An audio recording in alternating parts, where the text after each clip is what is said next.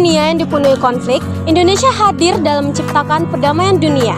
Dari diplomasi hingga misi kemanusiaan, Indonesia terus menciptakan keharmonisan global.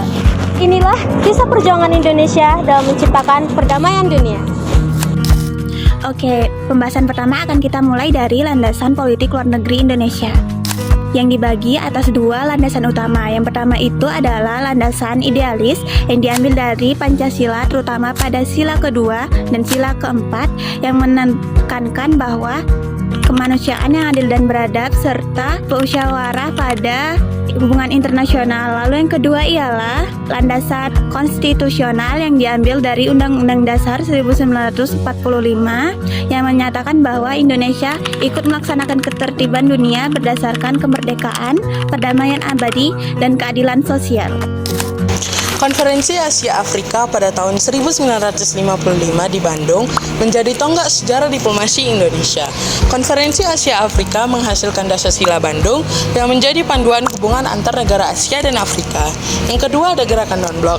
Gerakan Non-Blok yang diperkasai oleh Presiden Soekarno bersama pemimpin negara lainnya bertujuan mengambil sikap yang sederhana dan tidak memihak kepada blok Barat dan blok Timur. Indonesia aktif dalam perdamaian dunia melalui pasukan Garuda di bawah bendera PBB. Pasukan Garuda telah bertugas di berbagai negara konflik seperti Kongo, Vietnam, dan Timur Tengah. ASEAN dibentuk pada tahun 1967 dengan Indonesia sebagai salah satu pendirinya loh. Organisasi ini bertujuan untuk menciptakan stabilitas politik dan pertumbuhan ekonomi di Asia Tenggara. Diplomasi Islam. Indonesia bergabung dalam organisasi konferensi Islam yang memperkuat hubungan antara negara-negara Islam dan mendukung perdamaian dunia.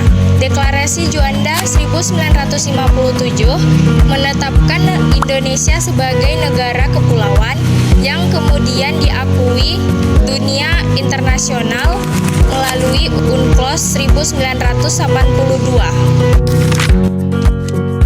Jakarta Informal Meeting 1 dan 2 adalah diplomasi tinggi yang diinisiasikan oleh Indonesia sebagai penyelesaian konflik di Kamboja. Pertemuan pertama diadakan pada tahun 1988 yang dilaksanakan di Bogor. Lalu, pertemuan kedua diadakan pada tahun 1989 yang diadakan di Jakarta.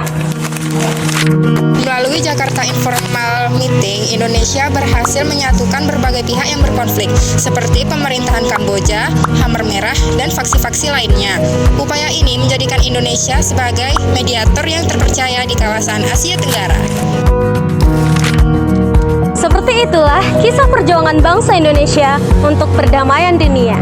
Dengan semangat gotong royong dan diplomasi, bangsa Indonesia akan terus berada di depan garis perdamaian. Karena bagi bangsa Indonesia, perdamaian bukanlah hanya tujuan, melainkan sebuah perjuangan tanpa akhir.